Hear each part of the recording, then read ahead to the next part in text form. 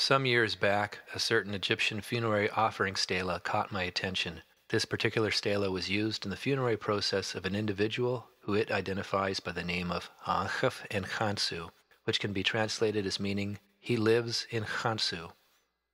The etymology of the word stela is New Latin, from the Greek stele, a usually stone slab or pillar. This particular stela is made of wood and covered with plaster, which has been painted on both the front and back surfaces. This stela is a fairly typical example of offering stelas as employed in Thebes, Wast, as it was known, toward the end of the Third Intermediate Period.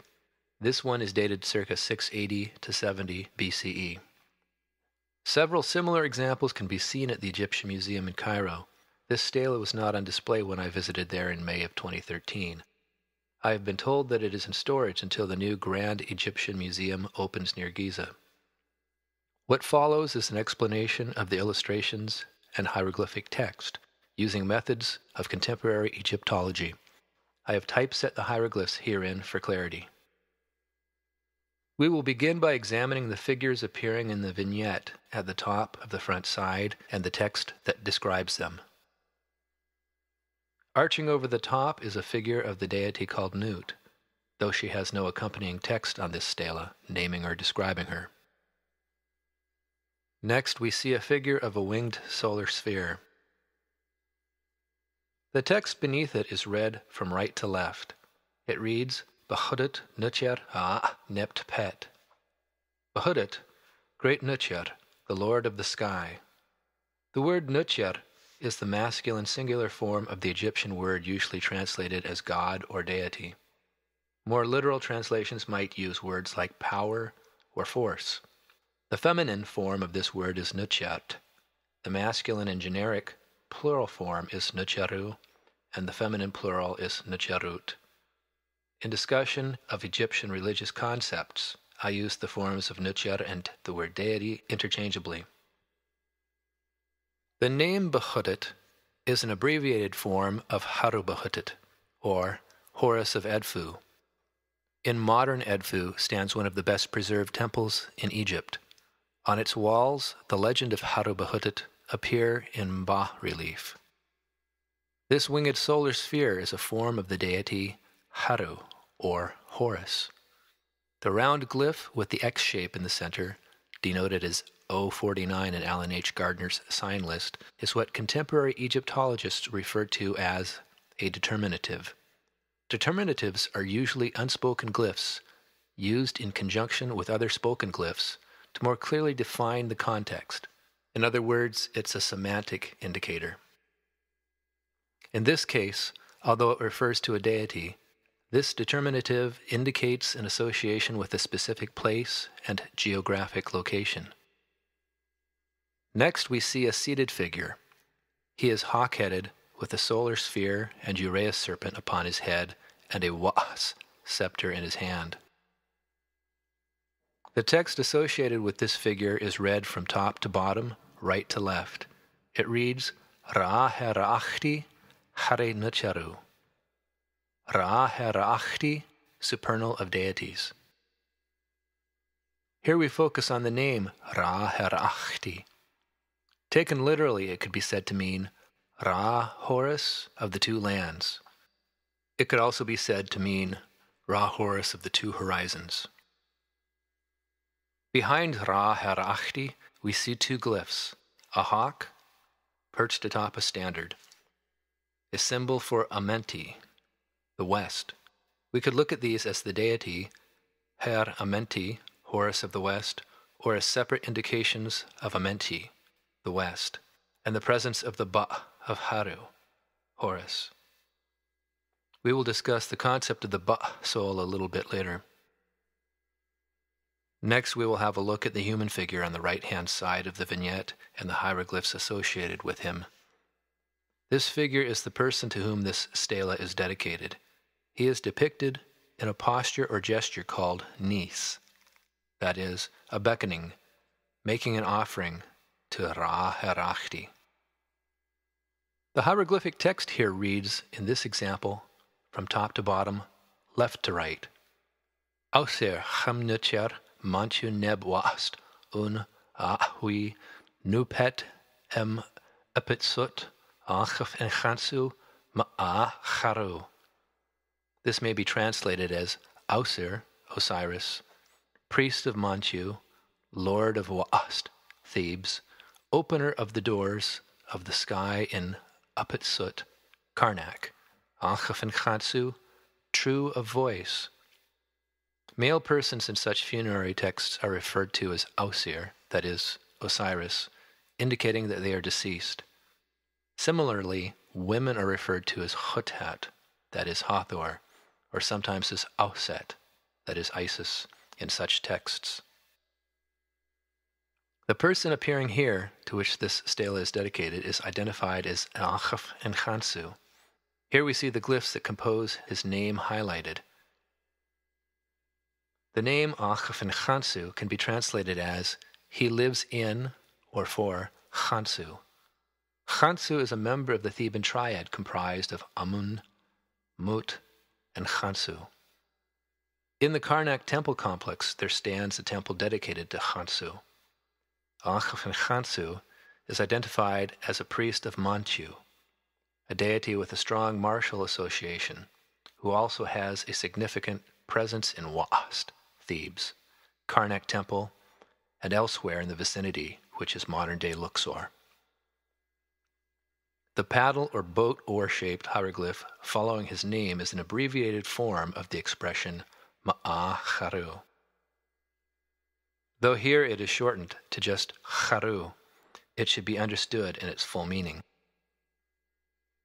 Ma'acharu is often variously translated as justified, victorious, or more literally as true of voice. In funerary texts, the deceased is referred to as true of voice, likely with the intention that they are recognized as such in their journey through the afterlife. There are various ways in which this can be written in hieroglyphs. On this particular stela, we find it abbreviated simply by the boat oar-shaped hieroglyph, denoted as P8A in Alan H. Gardner's sign list, or in conjunction with the plinth-shaped hieroglyph, denoted as AA11 in Gardner's sign list. This glyph, with the phonetic value of Ma'a, is shaped like the plinth, which anthropomorphized versions of the deity Ma'at, Nutchet of truth, balance, and justice, is often depicted standing upon.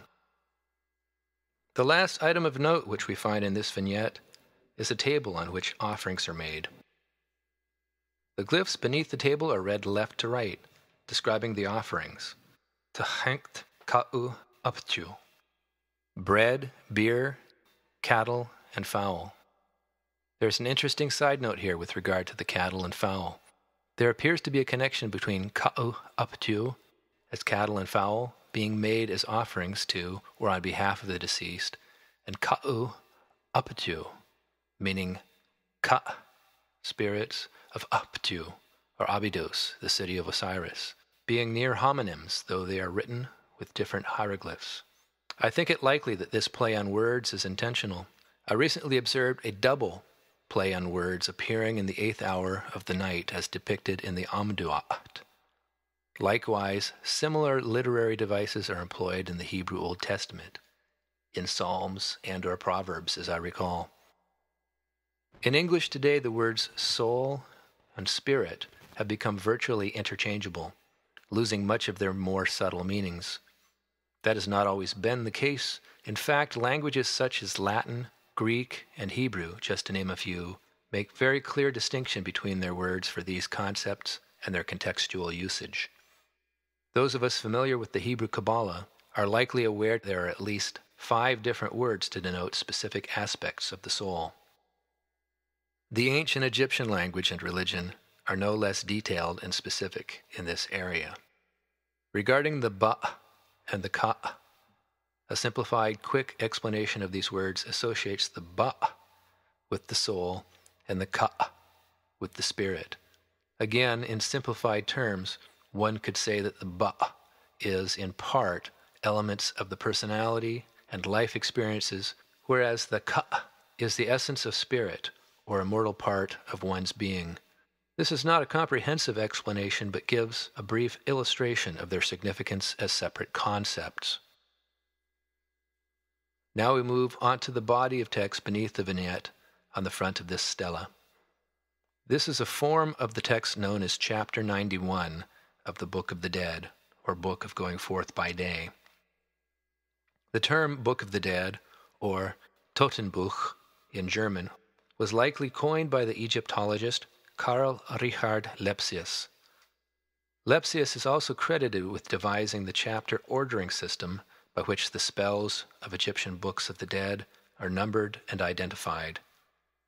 This system was devised circa 1842. In this case, Chapter 91 is a spell for not letting the deceased's soul be imprisoned in the duat, that is, the transitionary realm. Beginning in the upper right-hand corner, reading right to left, the hieroglyphic text begins, Jed medu en ausir cham nutjar manchu nept waast un ahui nut petem apetsut Ankh-ef-en-Khonsu ma'a. In English, words spoken by Ausir, the deceased, priest of Manchu, lord of Waast, Thebes, opener of the doors of the sky in Karnak, Ankh-ef-en-Khonsu, true of voice. Here we see this line closed with ma'a, true of voice, written out using both the plinth and the boat oar characters. Continuing from the next line down, in the upper right-hand corner, reading right to left, the hieroglyphic text begins, Ka dua, tuaf ur, ba'u, ba'a, shafit, dedu, nur efen nucharu, hau, char nestjaf ur. O High One, may he be praised, Great One of power, Soul of great majesty, who brings fear of himself to the Nucharu, shining upon his great seat. Here we continue where indicated on the third line down. Ar wa'wat en ba'i en achi en shut I iu aparkui webini im apar. Make ways for my soul, for my ach, spirit, for my shut, shadow, as I am equipped so that I may shine as an equipped one. Continuing where indicated on the fourth line down, Arni wat arbet netet ra atum chepari hotat im. Make way for me the place which Ra, Atum, Chepari, and Hotat are in. These four deities, Ra, Atum, Chepari, and Hotat, may be more familiar to people by the Hellenized versions of their names, Ra, Atum, Khepra, and Hathor. Likewise, some may recognize their inclusion as such in Liber El vel Legis, and their adaptation therefrom in Liber Reish vel Helios. Continuing where indicated, completing the text on the front of this stela, we read, Ausir ham nuchar manchu, nebt waast Ankh-ef-en-Khonsu, ma'a charu, sa minu ba sa en mut ar en achit en amen ra nept per ta neshit. Ausir, the deceased, priest of Manchu, lord of Waast, Thebes, Ankh-ef-en-Khonsu, son of a man with the same titles, Ba'sa en Mut, given birth to by a musician of Amen-Ra, the mistress of the house, Ta-Neshit. The closing of this passage once again identifies Ankh-ef-en-Khonsu as a priest of Manchu in the area that is modern-day Luxor. It goes on to identify his father, Ba'sa en Mut, whose name may be interpreted to mean supporter or protective of Mut, female figure of the triad of Waast, as having held that office before him. It also identifies his mother, Ta-Neshit, whose name may be interpreted to mean hairdresser of the land, as having the office of sistrum player for Amen-Ra. Now we move on to the back of this stela and the body of glyphs comprising the first 5 horizontal lines of text. This is a form of the text known as Chapter 30 of the Book of the Dead, or Book of Going Forth by Day. It is a spell for not letting the deceased's heart create opposition against him in the du'at, or transitionary realm. Beginning in the upper right-hand corner, reading right to left, the hieroglyphic text begins, Jed medu en ausir hamnucher manchu nept wa'ast Ankh-f-en-khonsu ma'a-charu. In English, words spoken by Ausir, the deceased, priest of Manchu, lord of Wa'ast, Thebes, Ankh-ef-en-Khonsu, true of voice. From the second line where indicated, the hieroglyphic text continues, Abi in muti sepsen ha'ti enwenini tep ta'em ari em meti. My heart of my mother, my heart of my mother, my heart while I am upon the earth, do not rise up against me as my witness. Continuing from the third line, the hieroglyphic text reads, Em chasef ari em jat em rak ari em ba nachar ha neb amentit. Do not oppose me in the tribunal. Do not be inimical against me in the presence of the great Nuchar, Lord of the West.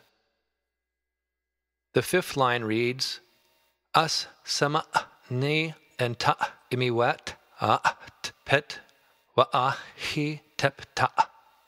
Indeed, I have joined myself to the earth. In the great western side of the sky, may I endure upon earth. The final 6 lines on the back of this stela comprise a form of the text known as Chapter 2 of the Book of the Dead, or Book of Going Forth by Day. It is a spell to come forth by day and live after dying. Beginning in the upper right-hand corner of line 6, the hieroglyphic text begins, Jed medu en ausir sma wa'ast, Ankh-ef-en-khonsu ma'a-charu. Words spoken by Ausir, the deceased, Sma, priest of Wa'ast, Thebes, Ankh-ef-en-khonsu, true of voice. Starting toward the end of the 6th line, moving through most of the 7th, we read, Awau pesed em Yah, O unique one, shining as Yah, a moon deity. Starting toward the end of the 7th line, moving through the 8th to the beginning of the 9th, we read, Per Ausir Ankh-ef-en-khonsu emem Asha'hu ta'ui ruti. May Ausir, the deceased, Ankh-ef-en-khonsu, go forth among your multitude, to this outside. Starting near the beginning of the 9th line, on the right-hand side, moving through it to the beginning of the 10th, we read, Wahau amyu achu wen nef duat. Deliverer of those who are in the sunshine, open for him the duat, transitionary realm. Starting near the beginning of the 10th line on the right-hand side, moving through it, concluding with the entirety of the 11th, we read, As Ausir Ankh-ef-en-khonsu perem haru ar art merat tef nept tep ta emem ankhu. Indeed, Ausir, the deceased, Ankh-ef-en-khonsu, shall go forth by day to all that he desires upon earth among the living.